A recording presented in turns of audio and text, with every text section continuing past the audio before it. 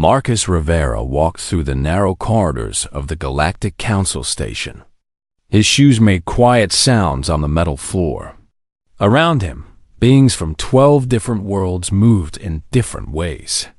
Some floated in liquid-filled containers. Some walked on many legs. Some existed as energy wrapped in special fields. Marcus was the only human here. The council chamber was massive. The ceiling stretched so high that Marcus could barely see it. A long crystalline table curved in a perfect circle. 12 seats sat around this table, and each seat held a different kind of being. Marcus had prepared for this moment for 3 years. He had studied their cultures, learned their languages, and memorized everything about what each species valued. The Valasians were tall and thin, with skin that changed colors based on their mood. They were ancient, with a history that stretched back 15,000 years. The Karashi were beings made of pure light, kept inside special containers so they would not escape into space. The Then were reptilian creatures who valued logic above all things. Marcus opened his presentation. Images appeared in the air above the table, showing Earth's cities, its oceans, its people working together. He showed pictures of human art, human music, and human scientific achievements. "We bring unique perspectives," Marcus said. His voice was steady, but his hands felt cold. "Our creativity and problem-solving abilities are what make humans special. We can work together across differences. We can find solutions that other species might not see." The Valasian delegate, whose name was Thesel, listened politely. The Karashi light pulsed in a rhythm that Marcus had learned meant they were thinking. The thin reptile did not move at all. He simply stared at Marcus with ancient eyes. Then the Karashi delegate spoke. His voice came from a speaker inside his container. "Humans are interesting to study, yes. Your species shows promise in certain areas. But partnership in the Alliance? This is not possible. You have only recently left your own planet. Your technology is primitive. Your military strength is nothing. You have no weapons that would matter in space conflicts. You have barely mastered your own moon." The other delegates did not argue. Some made small movements that meant agreement. Marcus felt something cold move through his chest. The thin delegate spoke next, his voice like rocks grinding together. "Our data shows humanity achieved space travel only 100 years ago. The Karashi achieved this 8,000 years ago. The Valasians had already explored 1,000 worlds when your species still hunted animals with sharp rocks. How do you expect us to treat you as equals?" Marcus tried to continue. He talked about human determination. He talked about how humans could learn quickly. He talked about human art and creativity. But he could see it in their eyes. They had already decided. To them, humanity was not a civilized species. Humanity was a child trying to sit at a table with adults. When the vote came, it was swift. All 12 delegates voted against humanity's application. The Karashi delegate almost seemed sorry. That was worse than anger. Marcus could have dealt with anger. Pity was something different. "We will reconsider in 50 years, the Valasian delegate said. "Perhaps by then, your species will be advanced enough to warrant another conversation. We wish you well on your continued development." Marcus left the council chamber with the weight of Earth on his shoulders. He had failed. Humanity had been rejected not with anger, but with the cold indifference of beings who simply did not consider humans worth their time. 3 days later, Marcus stood in the office of Director Nicole Hayes. Nicole ran the United Earth Defense Force from a building in New Geneva. She was tall and strong, with gray in her hair and the kind of eyes that had seen too much hardship. Marcus told her everything about the council's decision.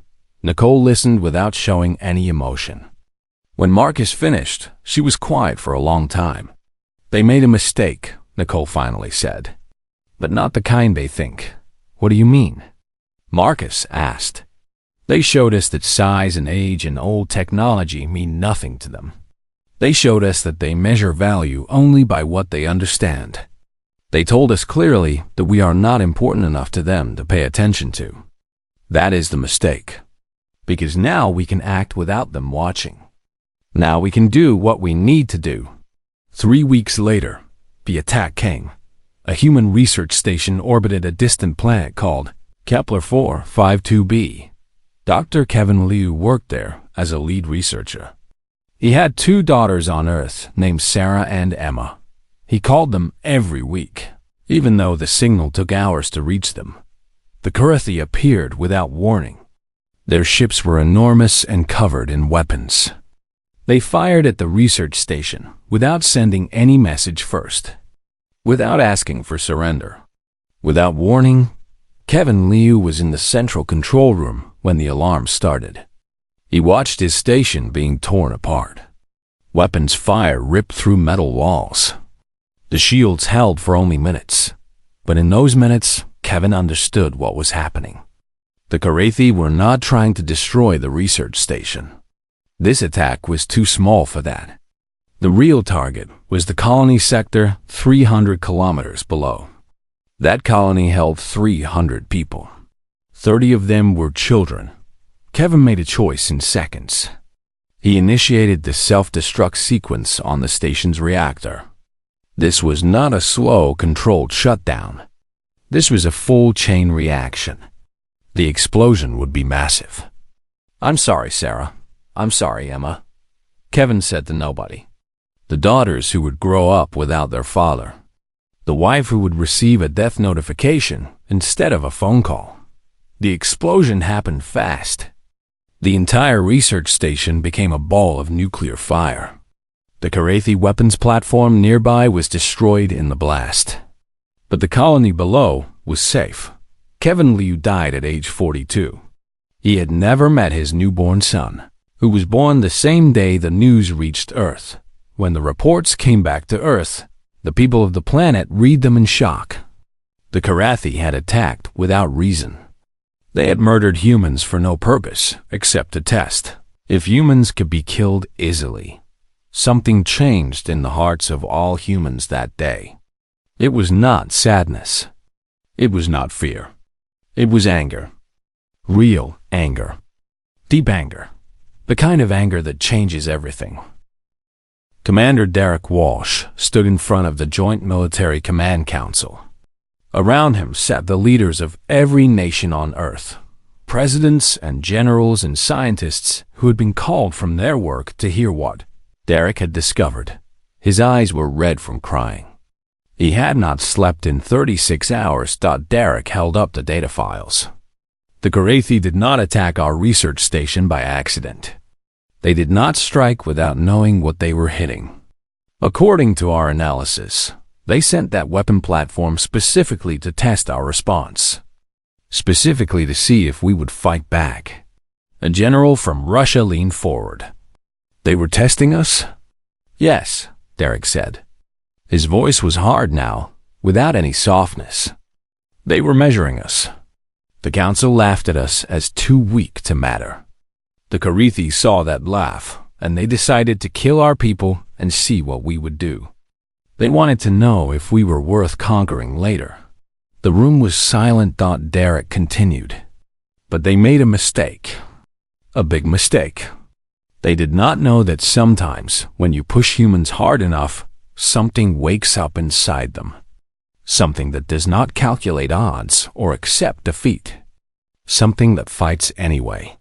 He placed another file on the table. According to our military models, the Karathi will have a full invasion force ready in exactly 4 months. They will come to take the colonies. They will come to take the space platforms we built. And based on their size and technology, they might even come to Earth. One of the scientists spoke up. "We cannot fight them. We do not have the weapons. We do not have the experience. They are hundreds of years more advanced than we are." Derek looked at her. "Then we will stop being afraid of that fact. For 5 years, we have asked for permission to be part of the council. We have begged to be treated as equals. Today, that ends. Today, we stop asking for permission. Today, we start fighting for survival. The council voted. Every nation agreed.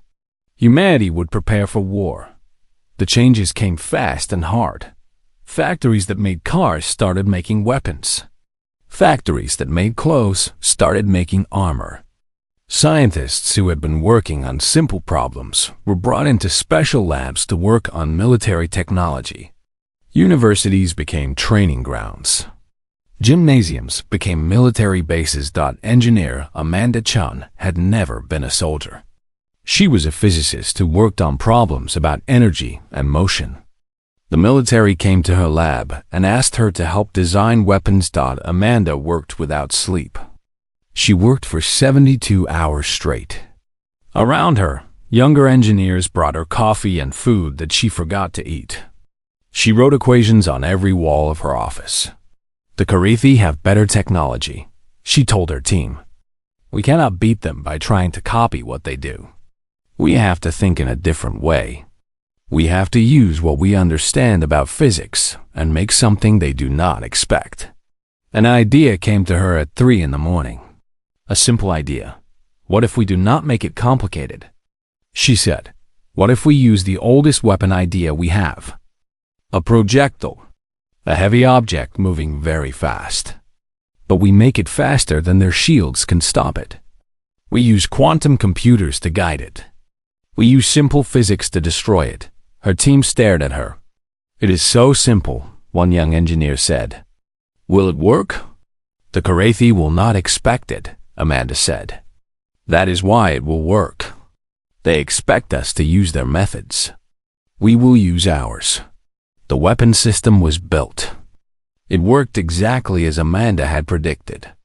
A kinetic weapon that traveled too fast to track. No fancy technology. No advanced materials. Just speed and force and direction. Shipyards came alive with building activity. The United Nations had never built a military ship before. Now they built them day and night. The ships were not beautiful like the council ships. They were heavy and thick and covered in weapons. They looked like what they were, ships made for war, soldiers trained in special programs. Young people learned how to use weapons. Old soldiers from Earth's many wars came out of retirement to teach the next generation. The military grew from thousands to millions. Humanity was arming itself for the first time with one purpose, not to conquer, but to survive. Around the galaxy, other species watched with growing concern. The Velasians sent a warning. Humans, you are moving too fast toward conflict. Violence is not the answer to rejection. Please, consider peaceful solutions. The Karashi sent a message. We have analyzed your weapons development. You are wasting resources on technology that cannot compete with established powers. We recommend you surrender quickly when the conflict comes. The Then sent information. Your military production is mathematically impossible. You are working beyond what your species should be capable of. You are showing signs of irrational behavior. None of it mattered. Humans continued to build. Humans continued to prepare. Humans continued to arm themselves with every weapon they could create. Derek watched the reports come in. Ship after ship launched from Earth's orbital yards. Weapon system after weapon system came online. Food was rationed. Energy was redirected to military production. Entire cities became manufacturing centers. Nicole Hayes stood beside him in the command center. She was older than Derek, with the kind of strength that comes from making hard decisions. We are asking our people to give everything, Nicole said quietly. I know, Derek replied. Our people will die, Nicole continued. I know, Derek said again. But they will choose this? Nicole asked. They will choose to fight even knowing they might die? Derek looked at the data showing millions of humans volunteering for the military. Teachers became soldiers. Artists became engineers. Teenagers joined training programs. Elderly people who had survived other wars came forward to help. Yes, Derek said finally. When humans understand what they are fighting for, when humans understand that the choice is between death and death anyway, we choose the death that means something. We choose to fight.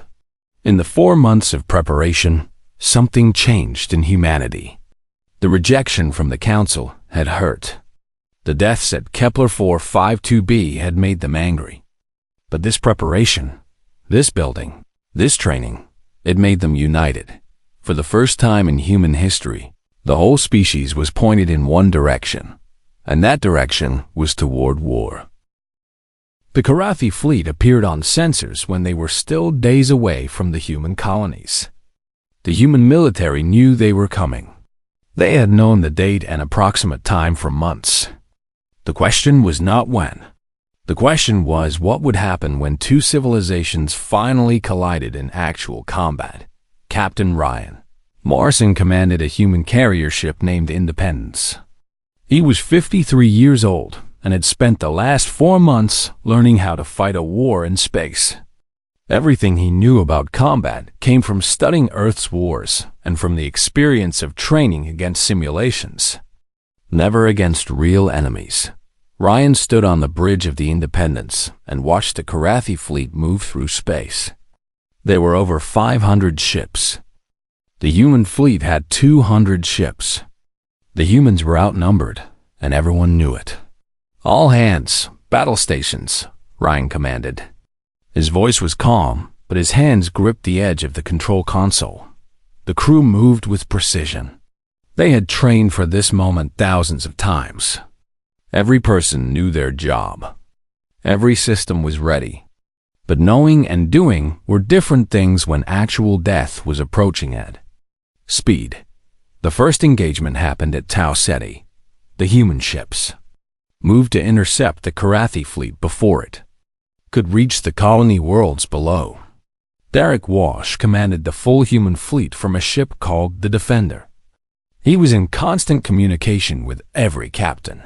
When the Karathi ships opened fire, the reality of war became clear. The weapons of an advanced civilization were devastating. 3 human ships were destroyed in the first minutes. Hundreds of people died instantly, vaporized by energy weapons that cut through space faster than thought. But the humans did not retreat. Ryan Morrison ordered the Independence to move directly into the attack pattern. The carrier ship had one purpose: to protect the slower transport ships that carried evacuees from the colonies. Lock weapons on that dreadnought, Ryan commanded. A dreadnought was a massive Karathi ship, 3 times bigger than the Independence. It was moving toward the transports full of civilians. The human weapons fired. Kinetic projectiles, each one perfectly guided, moved toward the Karathi ship at nearly the speed of light. 3 seconds later, they struck the dreadnought's shields. The shields held, but they flickered. "Fire again," Ryan said. "All weapons. Do not stop firing." The second volley of projectiles struck. The shields flickered again. And then, on the third volley, the shields failed. The kinetic weapons tore through the dreadnought's armor like it was paper. The massive ship lost power, but the victory came at a cost. The Karathi were not going to let their ship be destroyed without fighting back. They focused their entire fire on the Independence. Energy weapons burned through the human ship's armor. Entire sections of the ship lost power. Whole compartments were exposed to the cold vacuum of space. Ryan Morrison felt the ship shudder. Alarms were sounding everywhere. The bridge temperature was dropping as the environmental systems failed. He knew his ship was dying. He knew that unless they stopped the Karathi attack, the civilian transports would be destroyed next. "All weapons, fire one more time," Ryan said. "Target their power core." The Independence fired its last full salvo. The weapons struck. The Karathi dreadnought exploded in a burst of light that could be seen across the system. The bridge of the Independence was venting atmosphere. Ryan could see stars through the holes in the walls. He was having difficulty breathing. 7,000 people on the Independence died in those final seconds. But 70,000 people in the evacuee transports lived. The battle continued for 16 hours. It was not the kind of battle that happened in old Earth wars. It happened across millions of kilometers of space. Ships moved at speeds that would have been impossible to Earth's previous generations. Weapons fired at targets too far away to see. People died in seconds without warning. But something different happened than what the Karathi expected. The human ships did not retreat when outnumbered. They did not flee when damaged. They did not surrender when facing stronger opponents. Instead, the humans adapted. When one strategy failed, they tried another. When a weapon did not work, they modified it. When they lost ships, the surviving ships worked together. Derek Walsh used tactics from ancient Earth warfare combined with quantum computing. He sent small fast ships where the Karathi expected large formations. He used the gravity well of a star to hide a whole section of his fleet. He created fake targeting data that made Karathi weapons fire in empty space, while human missiles found their marks. But most importantly, the human commanders understood something that the Karathi did not. Every human pilot knew the names of the people they were trying to protect. Every human soldier understood exactly why they were fighting. The Karathi were good soldiers, programmed and trained, efficient and capable. The humans were something different. They were people fighting for their homes, fighting for their families, fighting for the right to continue existing. That was a different kind of strength. The Karathi commander, a being named Kesh who had conquered 100 worlds, finally understood what was happening. His military advantages were real. His technology was better. His ships were bigger. But none of it mattered against an enemy that would not break, would not surrender, would not accept defeat as inevitable. As the battle continued, the Karathi slowly lost their advantage. They had more ships, but more of them were being destroyed. They had better weapons, but human pilots were learning how to avoid them. They had centuries of experience, but humans had something else, the absolute certainty that they must win or die trying. On the 5th day of the battle, the Karathi made a decision that had never happened in 5,000 years of their military history. The Karathi fleet began to retreat. The Karathi commander, Kesh, sent a final message to the human commanders. You do not think like other species. You do not feel fear the way we understand fear. You have transformed loss into determination. You are not bound by logic. This is why we cannot win against you. We withdraw. The human fleet let them go. There was no celebration. There was only the overwhelming silence of people who had survived something that should have destroyed them. Derek Walsh sat in his command chair and looked at the data. Thousands of human ships had been destroyed. Hundreds of thousands of humans had died. Every system in his ship was damaged. His crew was exhausted, but humanity had won. The news traveled back to Earth in radio waves moving at the speed of light. It took hours for the signal to arrive. When it did, when people finally understood that humanity had defeated an advanced alien civilization in real combat, something happened that could not be stopped. All across Earth, people cried, not from sadness, but from the knowledge that they had survived, that their species had survived, that in the moment when everything was at stake, humans had chosen to fight. And that choice had been enough. The universe had learned something new that day. When humans got angry, when humans defended what they loved, when humans refused to accept defeat, the universe itself had to get out of the way. The Galactic Council received the news through official military channels. The Karathi had retreated from their engagement with the humans.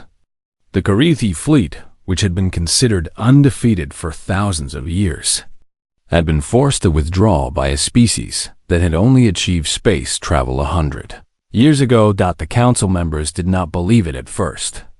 They requested the data multiple times.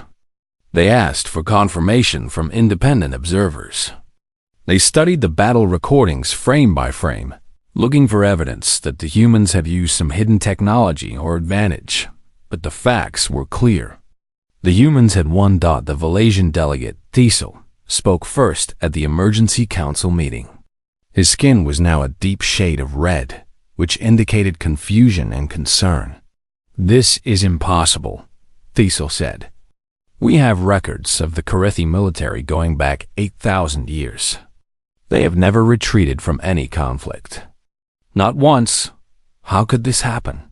The Karashi representative pulsed with a color that indicated extreme agitation. "The humans have demonstrated capabilities that do not exist in our models. Our analysis showed their weapons could not penetrate Karithi shields. Our analysis was wrong. This should not be possible." The then delegate made a clicking sound with his mouth. "I have rerun the calculations. The results are the same. The humans should have lost this war. According to every logical measure, they should have been destroyed. Yet they won. There is an error in our understanding." Messages came in from across the galaxy. The Vorsa asked if humans were secretly an ancient species that had hidden their true nature. The Qulex wondered if humans had obtained ancient technology. The Shenki debated whether humans should be considered a threat to all civilizations. Most of the focus was on one question: how did humans do this? The answer was hard to understand for species that had evolved under different circumstances. The Valasians valued logic and beauty. The Karashi valued knowledge and science. The Then valued order and tradition. But humans valued something that these species found difficult to understand. Humans valued each other. Humans would die to protect their families. Humans would sacrifice everything for people they had never met if those people were part of the same group. Humans could take pain and convert it into purpose. Humans could feel desperation and transform it into determination. These were not logical advantages. These were not technological advantages. But they were advantages nonetheless. Marcus Rivera received an invitation to return to the Galactic Council. This time, the message was not dismissive. This time, the request was formal and respectful. Marcus traveled back to the council station. As he walked through the corridors, he noticed that species moved away to let him pass. Some made gestures of respect. Some simply stared at him with a new kind of attention. In the council chamber, all 12 delegates stood as Marcus entered. This was a gesture of respect that had not happened before. The Karashi spoke first. "We were wrong. We apologize for our dismissal of your species. The data shows clearly that humans possess capabilities we did not recognize. We offer formal recognition of this error and request discussion of humanity's place in the Alliance." The Valasian continued. "Humanity has demonstrated determination and courage in the face of overwhelming odds. These are qualities we value, even though we did not predict them in your species. We propose that humanity be offered full membership in the Galactic Alliance with all the benefits and responsibilities that come with this status." Even the Then, who valued logic above all things, made a statement. "Our models were incorrect. Your species operates on principles that we did not account for. This is a type of learning that we value. We support full membership for humanity." The vote for human inclusion in the Galactic Alliance was unanimous. For the first time in galactic history, a species achieved full Alliance status by defeating an advanced enemy in military combat. Marcus stood before the council. He was tired. He was angry. He was also determined. "I accept the Alliance's recognition of humanity," Marcus said. His voice was steady. "But I want to be clear about something. Do not thank us. Do not apologize. Do not feel grateful. Do not make this decision because you are afraid. The council members went still. Make this decision because you understand the truth, Marcus continued. You measured us by your standards and found us lacking. You did not understand that humans become different when forced to protect what they love. You did not understand that fury, true fury at injustice, is more powerful than any technology. You do not understand that humans will burn everything, will sacrifice everything, will kill everything that threatens their survival and the survival of those they care for. Marcus paused. His eyes were hard now, without any softness. The Karithi learned this. They paid for this lesson with military defeat. I am suggesting that other species should not repeat their mistake. Do not measure humanity by your standards. Do not judge by your values. Do not assume that because we are younger, we are weaker. He looked at each delegate. We are different. We are dangerous not because we have the most weapons.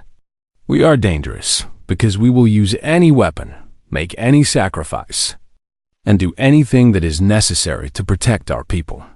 The message was clear, on Earth. Nicole Hayes watched the broadcast from the council in her office. Derek Walsh stood beside her, back from the war but changed by it. He had lost his left arm in the battle. A prosthetic had been fitted, but it was not the same. We did it, Derek said quietly. Nicole looked at him. We survived. We paid with blood and tears for every single moment of victory. Thousands of our people are dead. More thousands are injured. Entire colonies have been destroyed. Do not let this become something that makes us forget the cost. Derek nodded. He understood. The fury that had driven humanity to victory was still there, burning underneath the surface of every human. But alongside that fury was something else now. Wisdom, understanding, the knowledge of what happens when that fury is released. The Galactic Alliance offered humanity a seat on the council. Marcus Rivera accepted. For the first time, a human sat at the same table as the Valasians. The Karashi, the Then, and 10 other ancient species and they all sat up a little straighter when Marcus entered the room, because the universe had learned something about humans. The universe had learned that humans were not easy prey. The universe had learned that humans would fight. The universe had learned that humans, when properly motivated, were dangerous. The galaxy would remember this lesson for thousands of years to come. 5 years after the war with the Karithi ended, the galaxy had changed. Not because humanity had conquered anyone. Not because humanity had become the most advanced civilization. But because every species had learned the same lesson, and that lesson had ripple effects across the stars. The first sign of change came in the form of trade agreements. Worlds that had ignored Earth now wanted to do business with humanity. The Karashi wanted to partner with human engineers. The Valasians wanted to exchange cultural information with human artists. Species that had never spoken to humans before now sent formal greeting messages. But beneath these polite interactions was something else.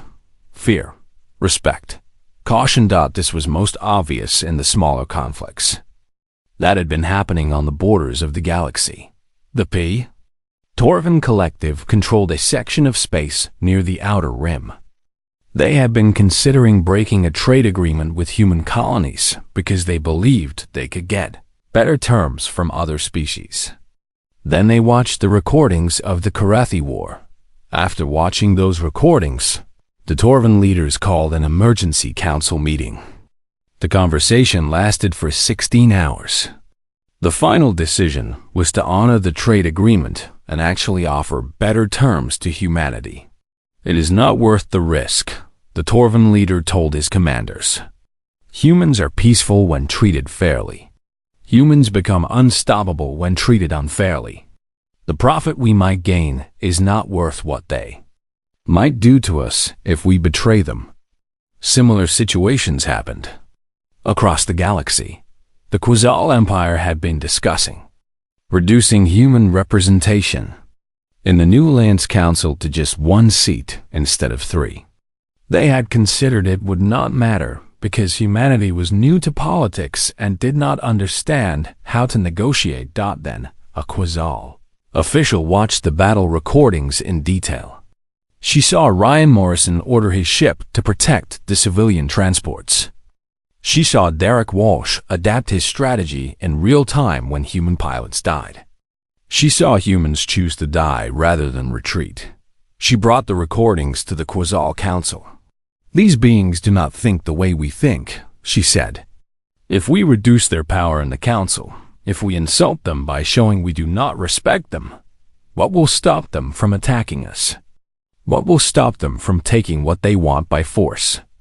The Quasal Council voted unanimously to give humans more power in the Alliance, not less. The stories spread through space travel networks. The stories spread through official channels and unofficial ones. Traders told merchants about humanity. Military leaders told soldiers about humans. Scientists told students about humans. The message was always the same. Humans were not the most advanced civilization. Humans did not have ancient technology. Humans did not have weapons that were more powerful than everyone else. But humans had something that mattered. Humans had the capacity to transform pain into purpose. Humans had the ability to convert loss into determination. When humans got angry, when humans stood together to protect what they loved, they became something that could not be stopped. The Valasians built a memorial on their homeworld.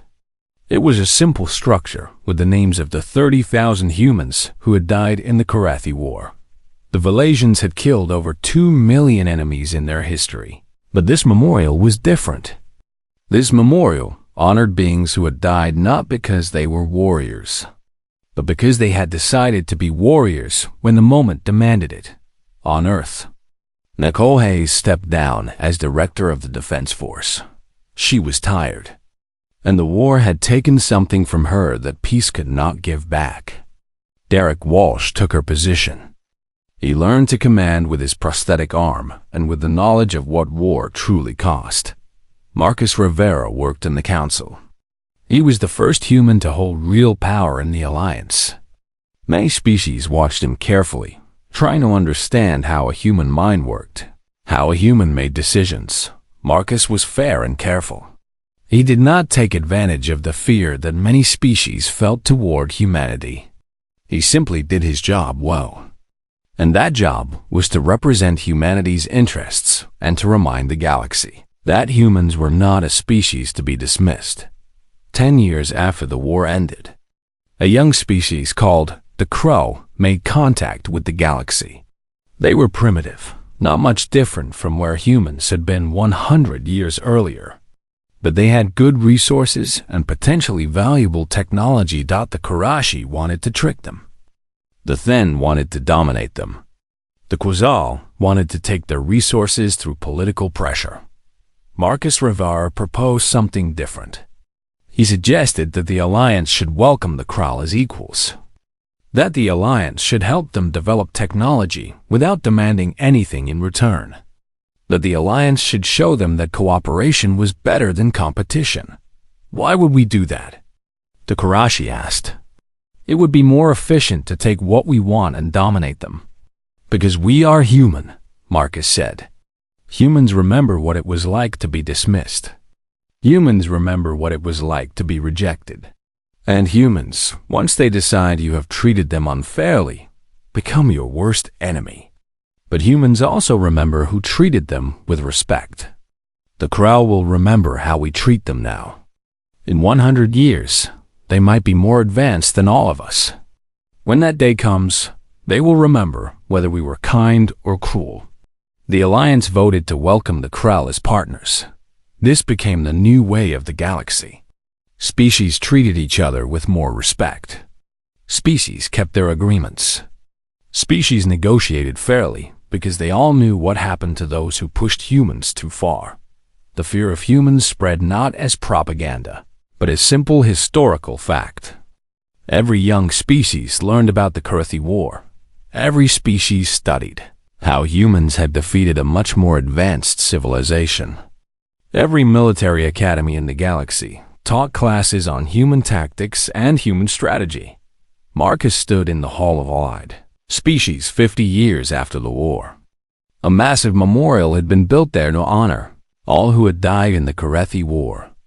The memorial was carved from stone and metal from Earth.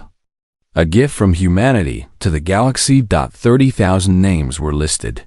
Kevin Liu, Ryan Morrison, Amanda Chen, Derek Walsh, when he eventually died from injuries sustained in the war, and thousands upon thousands of others. A young Valasian scientist approached Marcus. She was not alive during the war. Her entire understanding of humans came from historical records. Why do you stand before this memorial? The Valasian asked. Why does humanity remember these deaths? Most species do not focus so much on individual loss. Marcus looked at the names. He thought about people he had known. He thought about soldiers who had died. He thought about families that had been destroyed. Because they deserve to be remembered, Marcus said simply. Because every name here is a person who had dreams and family and people who loved them. They died so that humanity could survive. They died so that a species of young, new creatures could have a future in this galaxy. The Valasian was quiet. Your species is remarkable, she finally said. No, Marcus replied. We are not remarkable. We are human. We are vulnerable and flawed and afraid. We make mistakes. We hurt each other. But when we are pushed too far, when our families are threatened, when our survival depends on it, we become something unstoppable. He turned away from the memorial, and his words hung in the space between stars, like a warning and a promise. Written in light, the universe had learned to shiver when humans got furious, and that shiver would echo through the ages, reminding every species across the galaxy that underestimating humanity was not simply a miscalculation. It was an invitation to learn why humans, in all their flawed and beautiful fragility, had earned the respect and fear of the entire galaxy. The universe would never forget this lesson. And because it would never forget, peace would hold. Not perfect peace, not peaceful peace, but the kind of peace that comes when all sides respect what the other side is willing to do to survive. The kind of peace that comes when the universe itself has learned to fear what humans become when they are truly, deeply, and righteously angry.